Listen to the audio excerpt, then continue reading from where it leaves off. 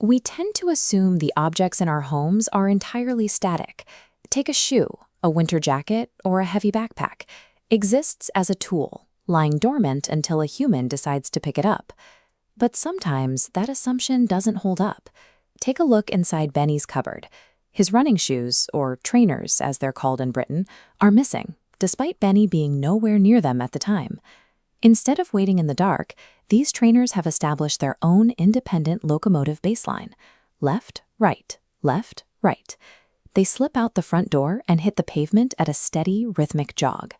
This isn't a one-time event. Down by the post office, our trainers pause their morning run to exchange pleasantries with a pair of high-heeled shoes, confirming that they maintain this strict routine every single day, rain or shine. The trainers demonstrate that these objects are active agents. They maintain their own rigorous routines, operating entirely independently of the humans who own them. Leaving the urban pavement behind, the trainers hit the park. Here, their steady lap cycle increases.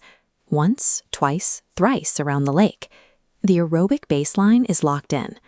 Then, the environment introduces a sudden external threat, a dog. Faced with an active predator, the trainers abandon their leisurely pace and force a severe escalation in their locomotive output. This timeline chart compares the two distinct audio wave patterns of their run. On the left, we see a slow, steady rhythmic pulse.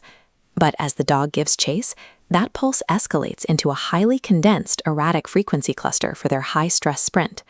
The threat closes the distance rapidly. The dog's thundering footfalls and heavy, puffing breath are practically grazing their laces. Running solo carries risks that don't exist inside a cupboard. To survive an encounter in the park, the trainers have to be capable of instantly shifting from a leisurely pace into these extreme survival mechanics. This overhead schematic maps the exact survival maneuver. A single thick pursuit line representing the predator bears down on a unified target unit, the trainers. But being separate objects, they execute an immediate tactical split, darting opposite directions and shattering the predator's tracking ability. The maneuver works. The confused dog skids to a halt, its momentum broken, until a whistle blows and it is safely recalled by its owner.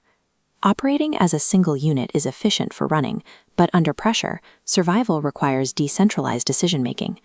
They survive specifically because they can detach and operate as completely independent agents.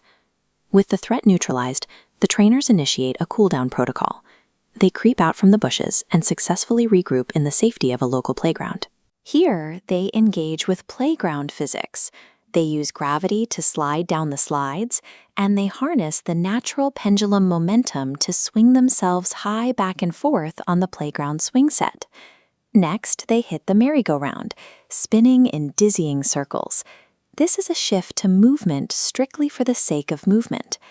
The secret lives of these objects involve a capacity for play. After the chase ends, they use their autonomy to enjoy movement for its own sake. Meanwhile, back in the domestic sphere, the search is on. Mum and Benny are urgently searching through school bags and peering under beds, totally oblivious to the athletic adventure that just took place.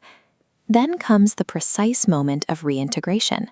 The front door clicks open and the trainers silently pad inside, instantly resuming their domestic facade. Benny spots them immediately. From his perspective, there is no mystery. He assumes he simply misplaced his belongings and finally located them. The irony peaks seconds later.